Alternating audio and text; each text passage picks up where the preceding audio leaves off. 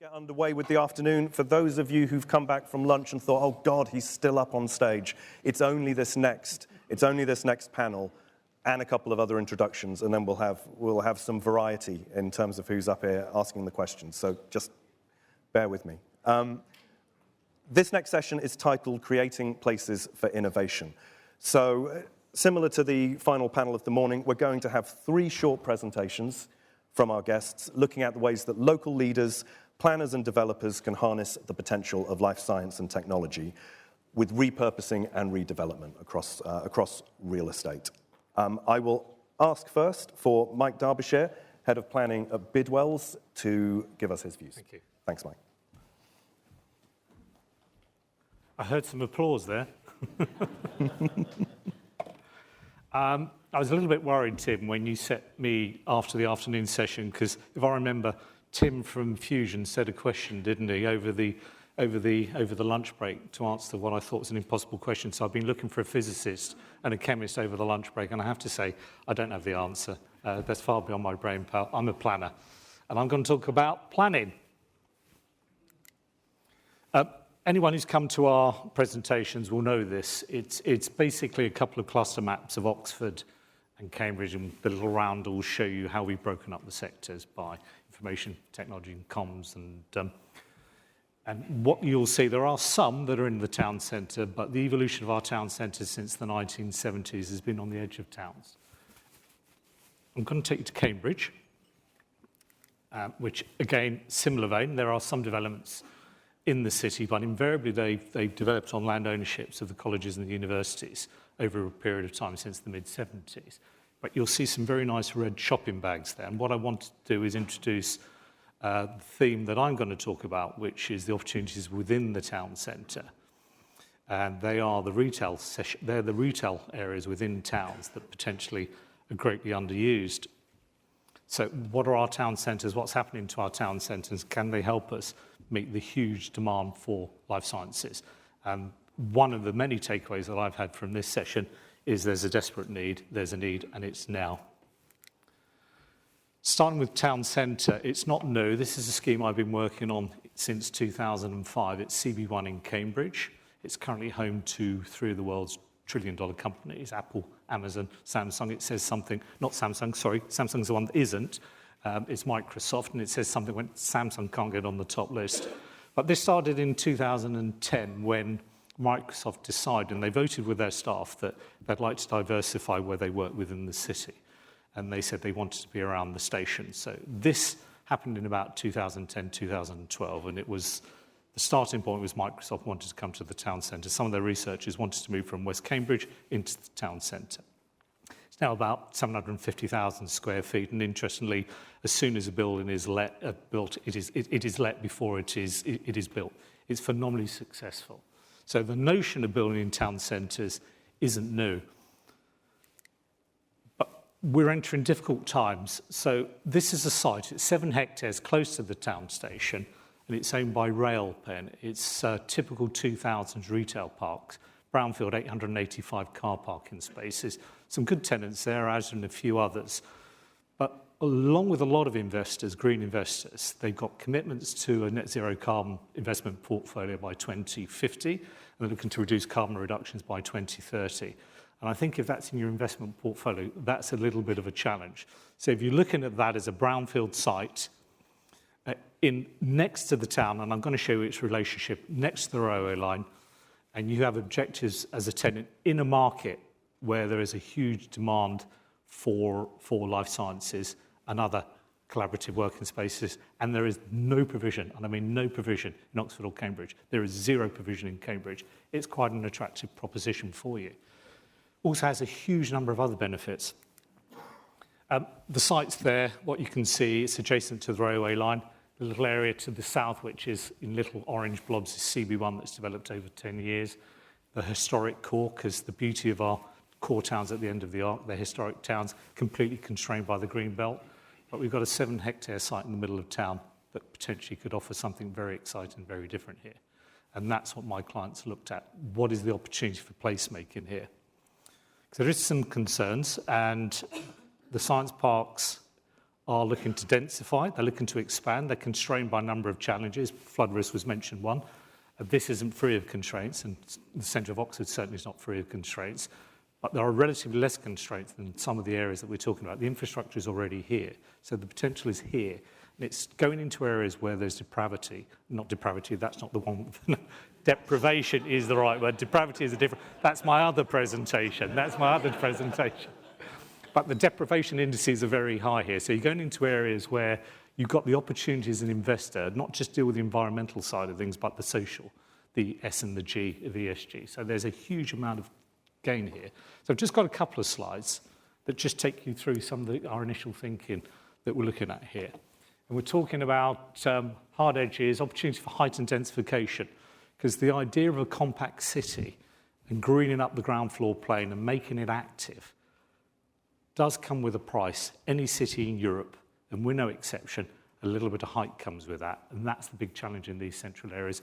We're away from it, but when you look at the parameters from Castle Mound or Carfax, there are sensitive views that you're dealing with.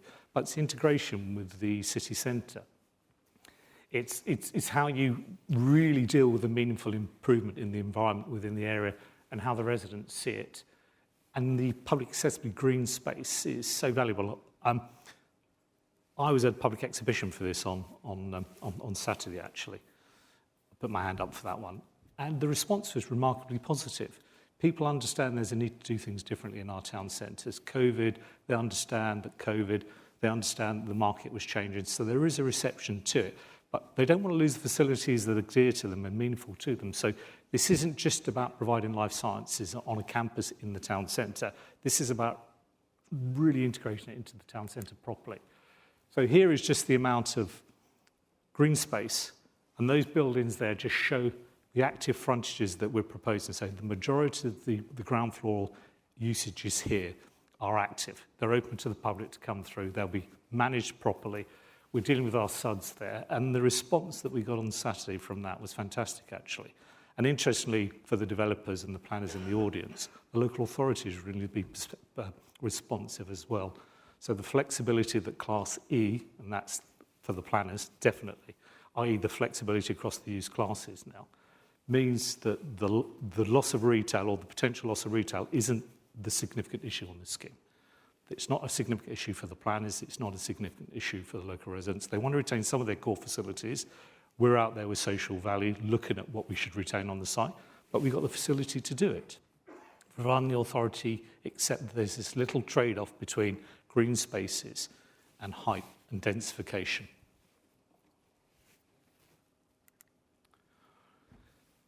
We had a huge advantage in the 70s. Trinity and Cambridge Science Park, which we've been involved in since the early 70s, gave us a unique advantage in that market with collaboration and science parks. That advantage is being eroded. The competitors are there, and if you're looking at the rate at which the Chinese are building science park, and they understand the sense that scale is important. We are looking at that advantage that we've had for 40 years potentially being eroded over the next 10 years, or even more immediately. So there is an opportunity for a new generation of complementary clusters here. We represent a lot of the science parks. This isn't in place of the science parks because of the need in the area is an alternative, because not everyone wants to work on a science park. And the Microsoft staff said that. We want to be in a town centre location. So around CB1 now, that is an AI special cluster. So there's a degree of specialism that's evolved in the city centre. I don't think it's a number of advantages. It definitely offers to the town centre, though, a number of benefits. And these early pioneers, and there's two other clients that were a little bit nervous about talking about what they're doing in the city centre, but they're acquiring assets as well. And they said, can I talk about this? They said, yes, yes, yes, until 5 o'clock on Friday when they got a little bit nervous, but that's fine. They changed my slides here. But the early pioneers have been really well received here. And the message I've got out there is these assets in the town centre are hugely complementary. Life sciences can bring some life back into the town centres. The value of the investment coming into the town centre is huge, and that means the benefits to the local communities are huge. You can't turn your back on the fact that Oxford and Cambridge are two of the most unequal cities. I think they're number 1 and 2 on the unequal deprivation. Got it right that time, not depravity. They might be, but I don't know. Don't look at that scale. So the opportunity to bring this wealth in, this to really rebuild these poor parts of the city is huge, really exciting. I see it as entirely complementary to what's happened on the science parks. Just to give you an idea of the scale of the one I was just talking about, it's 1.5 million square feet. Just to give you a flavour of some of the areas we're talking about. So Tim, that's me. Thank you, Mike.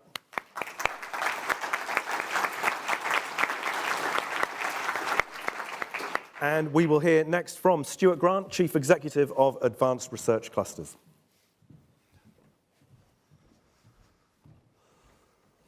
Great. Thanks, Tim, and nice to be here again. Nice to see everybody. I hope you all had a good lunch.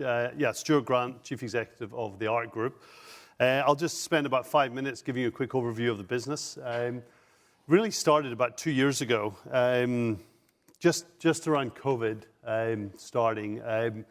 Myself and Brookfield got together, along with a chap called Graham Stanley, my business partner, and said, wouldn't it be interesting to try and replicate the US model of building large platforms focused on science, technology, and innovation, and scale it in Europe?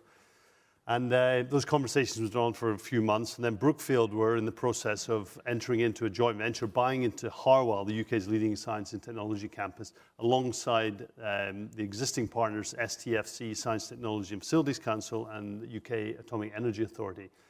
So those conversations evolved in the early months of COVID, and then it basically happened. Brookfield bought Harwell, which if you haven't been there, you've heard a lot about it today. I really encourage you to come and visit.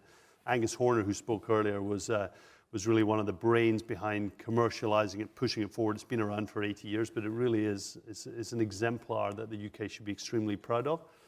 So Brookfield bought in to the management team, into the joint venture, and also to the management team. Quite small. Angus moved on to other things, and then I got involved to be the chief executive of the campus. We had 15 people at Harwell.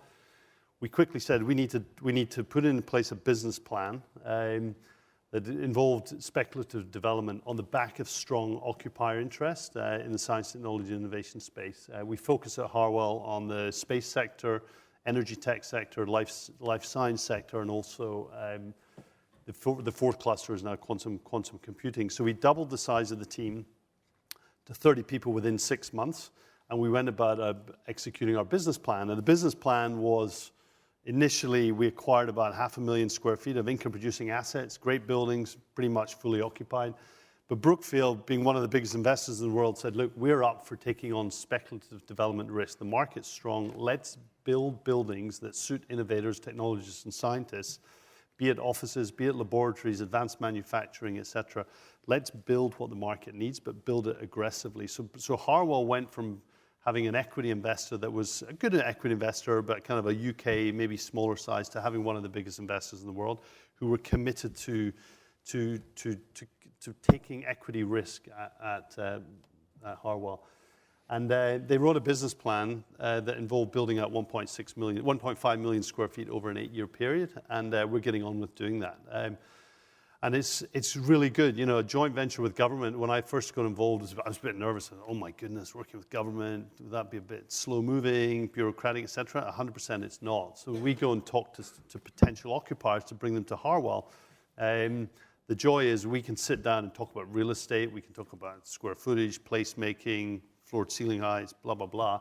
But at the same time, we'll bring along people from STFC who are specific scientific experts in whatever field that occupier is expert in. So if it's a life science company, we have life science cluster managers, space experts, artificial intelligence experts, you name it. So it's a pretty powerful combination, and it's resulted in very strong leasing performance at Harwell. So about 3 years ago, we did about only 20,000 square feet of leasing. Last year, we did about 160,000 square feet. And probably this year, with a fair wind, we might hit 500,000 square feet of leasing this year at Harwell, which is transformational. The business was kind of evolved a little bit covertly. We had a broader plan to acquire and build a network of clusters throughout Europe. That is the long-term vision that Brookfield and our management team have. And we bought Arlington in June last year. Arlington is a very famous business park developer. But if you go through their line of assets, they have some choice assets, Oxford Business Park being one. It's an 80-acre site within the heart of Oxford to the west of the Ring Road, near Cowley. And They also have a business park in Uxbridge and a very interesting site in Hammersmith, where we're next to the Hammersmith Bridge. So there we are. We've got 4 really interesting clusters in the Golden Triangle as a starting point. But along with those sites are developable land. So we have basically, if you ask me today, how big is the business? It's about 2 million square feet of income-producing buildings. But we own or control land where we can build another 5 million square feet on that. So we're going to go about our business we are today, building out these buildings. And in 10 years' time, this will be, if we never buy anything else, it will be a 7 million square foot real estate company, which will probably be worth something like £6 to £7 billion. And that's before any future acquisitions. We have 300 members in our current business, our tenants, our occupiers, and we've got about 10,000 people working on our campuses at the moment. Here, this is just a snapshot. I mentioned Harwell, Uxbridge, Oxford, and West London. We also own a 400-acre site in Hatfield, which is a greenbelt site, but we're working with the local MP and the local council to potentially get consent for 1.5 million square feet there. So it'll be our 5th cluster in the UK. We're also very attuned to the levelling up agenda, and we're passionate about trying to broaden our clusters into other parts of the UK. So we're working on sites in Manchester, in Scotland, and then we also have a team looking at Europe. So we've got teams looking at France, Holland, going to Holland on Thursday, and also in Germany as well. And clusters.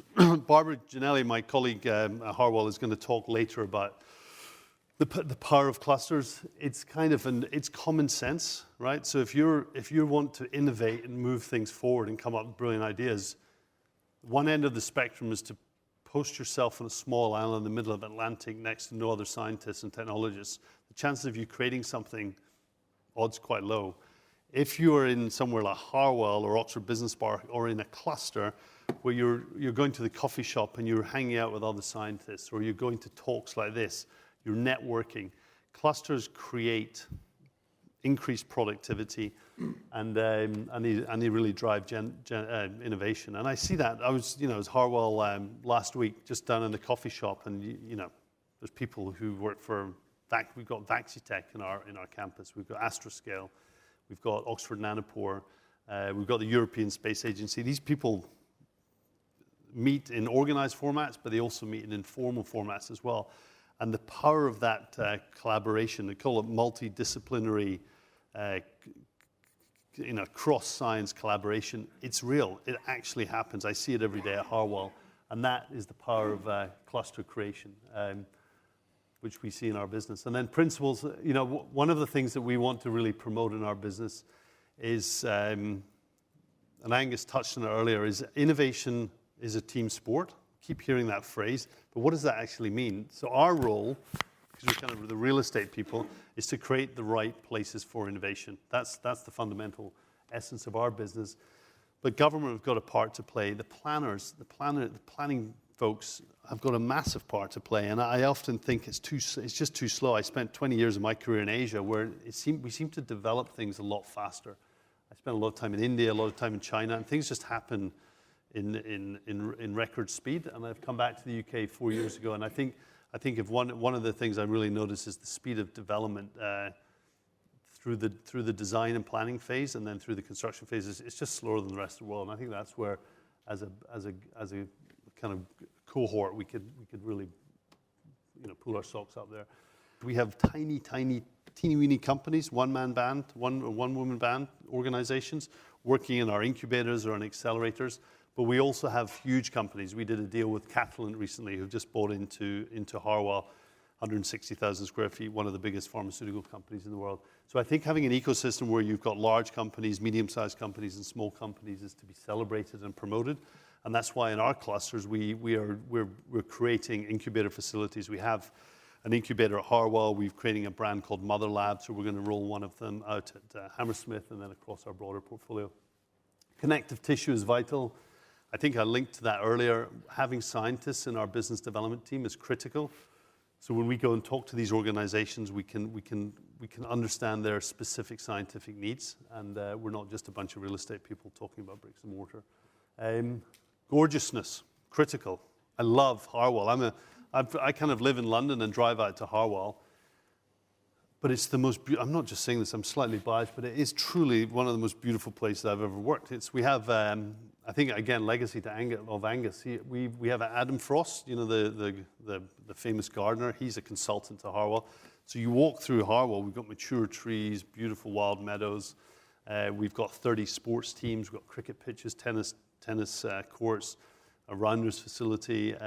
We've got, obviously, you can see here, we've obviously got restaurants and yoga going on. We have an aspiration maybe to build a swimming pool, et cetera, over time. But I think gorgeousness is not to be underestimated. Anna, obviously coming from King's Cross, is the expert at creating amazing places. And I think we can learn a lot from places like King's Cross and Harwell, and really have an obsession about creating working environments where people just love to be. And I really see it at Harwell. It's amazing.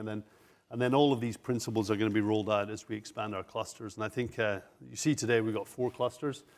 We've got a pretty big business. I think we're trying to copy what's happened in America. There's companies like Alexandria, 25 million square feet of real estate. Biomed, my old company Blackstone owned Biomed for a while. That's about a 50 million square foot business. There's Ventus, there's HCP, there's Longfellow, et cetera, IQHQ. They're big platforms in America who focus on science, technology, innovation, and real estate, and we want to be the kind of the equivalent size of those organizations over in Europe. So that's all for me, and I'll hand over to Anna.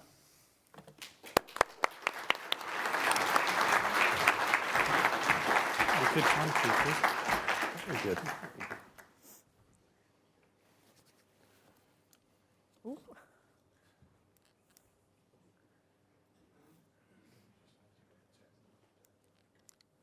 Oh, I'm not sure. Here we go. Well, hello, everyone. I'm Anna Strongman. I'm the CEO of Oxford University Property Development. I thought I would spend a little bit about the joint venture and then tell you a little bit about some of our schemes. So Oxford University Property Development is a joint venture between Oxford University and Legal & General.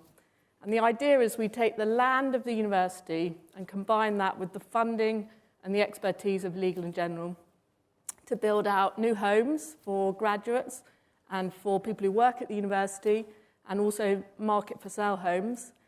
And we also build out innovation districts, combinations of academic faculty space and commercial R&D with associated amenity and ancillary. Why we're doing that is, as many of you probably know, Oxford has got a housing affordability issue, and also it's got a chronic lack of commercial R&D space. And our objective is to build that out, and we're doing that so that we can support the university to retain its #1 position in global research. And we're also doing that to ensure that the city of Oxford can thrive moving forward, because the city has to thrive for the university to thrive. In doing that, we're really focused on delivering exemplary development. We are very focused on sustainable performance, and we're very focused on meaningful partnerships. So really, really working together between the shareholders to deliver that quality of development and that civic infrastructure and that contribution to the wider city. So I thought I'd show you a little bit about our schemes. I was going to focus on Begbrook. Begbrook is a site, it's really a once-in-a-generation opportunity. It's a site 5 miles to the north of Oxford. It's a fantastic site because it's actually in single ownership. It's 415 acres in total. It has the university as an anchor, and it's allocated in the local plan. You can just see here, focusing in on the site, that's existing Begbrook Science Park. It's 120,000 square foot. It's tiny, but it punches well above its weight in terms of scientific and commercial endeavour. We've actually started on the science park. We're building 2 lab-enabled buildings, 1 commercial and 1 to be occupied by university faculties. So taking that synergies and combination forward as we move forward on the existing park. And then we are now working on the wider site, the 415 acres that I mentioned. We've just appointed a master planner, And we're really thinking about how do we create an innovation community which is world leading at Begbrook. So we're thinking at Begbrook of building homes, 2,000 homes, and significant commercial and academic space there with the social infrastructure to support development of that community. So it's not just the R&D space, it's the homes alongside it. Now, Begbrook is just one of our schemes. We're working actively on 8 other sites across the city, and we also have some other pipeline sites that we're looking at. And the interesting thing for me is how do we ensure that all of those sites are exemplary in terms of their development. I think there are a number of key themes that need to really drive delivery. One of those is creating the right type of real estate, and that really varies in this sector. From very flexible, effectively what could be called sheds, through to very sophisticated, fully fitted out wet labs. So it's really about creating the real estate to enable the science.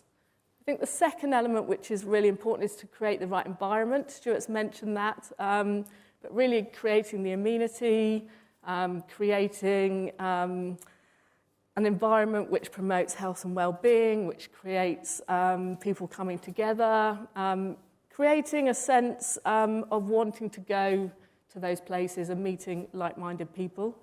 I think the third thing, which is really important, is to think about these developments as part of the city in some cases and places in their own right in others. People love people. They love being around people. They love a sense of vibrancy. They love a sense of activity. So to be able to create that, we need that mix of real estate. We need that environment that I've already referenced, but we also need to reach out. We need these places to feel connected, and we need to welcome the communities into these places. And I think that's a really critical theme of the developments as we take them forward. I think the fourth thing is sustainability, and by that I mean sustainability really in its broadest sense. So we've just surveyed the people who already work at Begbrook, and over 70% of those people would love to be able to live at Begbrook and access our homes. So I think that's a really interesting example of people wanting to live and work in the same place and taking that opportunity to create very sustainable communities, which, as I've already referenced, should be interlinked and interconnected with the existing communities in the area. So it's a big challenge, there's a lot to do, but I think we should hold ourselves to very high ambitions and aspirations, because what we will do will enable the science, but it's also creating the landscape which will stay with these science cities for a long time to come. So I think, we should always rise to that challenge. Thanks very much.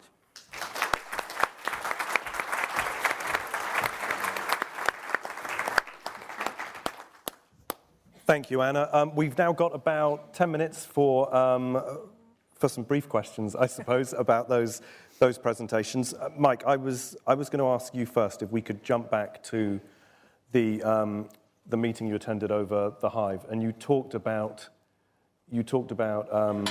how welcomed that was by the people at that meeting, the positive reception. Did that surprise you? Do you think does it show that developers and investors have got better about selling these kind of schemes to the community? You talked there about a realization that something within that area had to change, but that there would still be respect for the legacy there. It was a surprise in answer to the first part of the question, but we have prepared ourselves in the sense that we'd employed social value to go out and find out before we had the consultation what was important to local residents. So we knew it was in the most deprived ward. We got 3 ward councillors, all Green members. We knew what the likely agenda was like to be. So it was a very exploratory, it was one of the very first meetings where there's no heights, it really is what are the concerns of the local community, a big plan spread out. But what really struck me was the understanding when I said the owner has a commitment to sustainability, a net zero carbon portfolio by 2050, reducing carbon emissions by 2030. They got that. They realised someone has to do something about that. They also understood the pressures that affected retail and the town centres, a lot of questions around that. But we were able to answer them in the sense that we're not losing those facilities. If you value them, we've got the capacity, we've got a big enough site to accommodate it. It's not the way I'd want to spend a Saturday, but actually I'd come back quite enthused at the end of the day. It was a very refreshing experience. Anna, that idea of bringing the community with you on a scheme like this, that rang throughout your presentation there. Have the ways that you're able to do that and the way that can be approached, has that changed? Obviously, part of it is the initial consultation, but it then needs to continue throughout the development of a scheme. Yeah, I think it's a really interesting question, and it's something that we have been thinking about quite a lot. I mean, as I'm sure you're all aware, it's the UK, as Stuart's referenced, it is a complex place to develop. The local communities have different views about the amount of growth they want to see, the type of growth they want to see. And I think that as a sector, we need to really start thinking about how we make the case for growth and how we develop in a responsible way which can demonstrate local benefits. So I think it's at two levels. I think we need to start articulating the benefits which our real estate enable, and we need to talk about science, and we need to make the case for it, and we also need to communicate it in a way which is open, engaging, and exciting. And then I think we need to plan our developments in a way which connect locally and where we can really demonstrate local benefit. And I think it's critical to enabling growth to be able to do both of those things. Could I come back on that for one second? We're in a deprived 1 in 10 families in that ward. It's someone in the families on benefits. They were concerned about the local jobs, the jobs at Asda, the jobs at M&S Food. And with the research we've done, we were able to show that it wasn't just about the high-level science jobs on £200,000. In terms of the greater impact that we have, the majority of the jobs are created at that level, the lower level and the middle level. So I don't like the phrase unskilled. And that gave them huge reassurance when you're talking that you've done your research. And actually, there's not a lack of opportunity, there's greater opportunity on the site for you. It's not about the scientists, which is great for the city, but it's about you as well. Stuart, in your presentation, you talked a little about some of the ambitious strategy that the company had laid out, and you referred to building aggressively. Does the planning system temper that aggression? You spoke a little about that being the sticking point at which things seem to get slowed down. Yeah, no, I think when I say it's probably an aggressive word to use the word aggressively, but I did use it. Did I use it? Did I say that? Are you sure? I noted down that you used it. I wouldn't have made that up. Probably my alpha personality. Apologies if I offended anyone. But by aggressive, I mean controlled, enthusiastic development. And what we do, actually, we have a business plan, and then we obviously review it sensibly each year. We update the business plan, and we'll adjust it based on market conditions. So if right now, the last couple of years, science, technology, innovation sector, occupier demand is extremely strong, and that will encourage us to be more aggressive on our business or on our construction activities.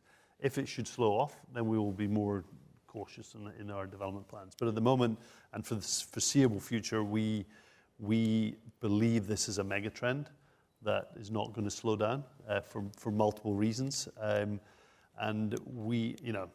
the demand remains strong, supply is constrained. If you look at Boston, there's something like 30 million square feet of laboratory space over there, and I think in London there's about 1 million square feet. So there's a big problem over here. So we'll remain robust developers. In terms of answering your question about planning, I think, look, I don't want to be too dismissive. I think the UK, we have a very sophisticated process. We have true experts. And if you've done development for years, there's a process about engaging with community. There's just things you have to do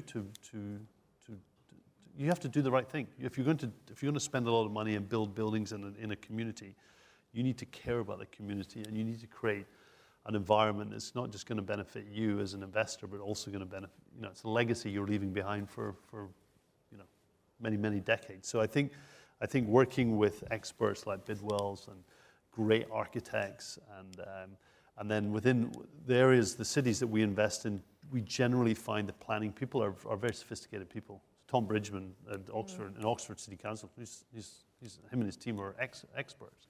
My point is more about the speed across the whole process. So. And I think we should be impatient, and we should be frustrated, and we should keep pushing, because there's great opportunity, there's great potential, and it has a big impact for the UK. So I think there's nothing wrong with... In Oxfordshire at the moment, as we know, there's some great, massive companies, world-famous companies, who want to... Some are brand new to Oxfordshire, for example. They want to come to Oxfordshire. Some are there already and want to expand massively.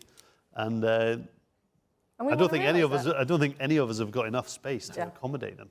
We need planning to build our stuff, and our buildings won't be ready for 2 years. So it's quite frustrating. Mike, in Bidwell's Radical Capital report, there's the idea of an innovation use class. What might that look like, and how would that help to speed up some parts of the planning process? There's too much grey in planning policy, because it's national planning policy, therefore it needs to apply nationally. So what you need to be able to do is add a little spark of colour that says where it is genuinely innovative, we will find a way of speeding that up in the planning process. So lab-enabled offices. Problem is now we have these broad spectrums of use classes, which could be anything. The local authority has to consider that. If it's generally for Oxford University, or it's Harwell, you're able to pull it out, then we know the demand's there. The whole day has been about that. There should be an expedited process for it, because it's in the national good. So it's creating a little bit of colour, taking it from the grey of planning policy, where they don't want to offend anyone. I don't think the majority of people would object to the companies that develop the vaccine.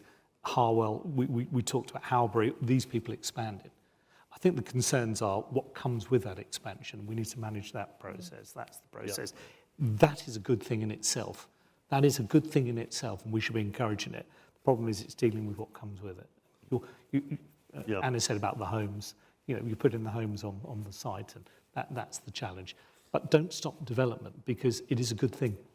You need the infrastructure to go with it. I view it as it's a global competition for some of these occupiers. We heard earlier, some organisations will go overseas if they can't get the product here. So Boston is, I think they're building something like 10 million. Last year they built 10 million square feet of real estate, office, labs, lab-enabled, advanced manufacturing in 1 year. And I think before they started construction, 6 million square feet of that was pre-committed. So I don't know what the size of Boston is compared to Oxford and Cambridge, but it'd be interesting just to do that analysis. Obviously, it's a much bigger market there, but we need to look. You have done that analysis. We've done the analysis, and it's frightening, the comparison. If Doug Cuff is here, he might be able to give us the answer to that.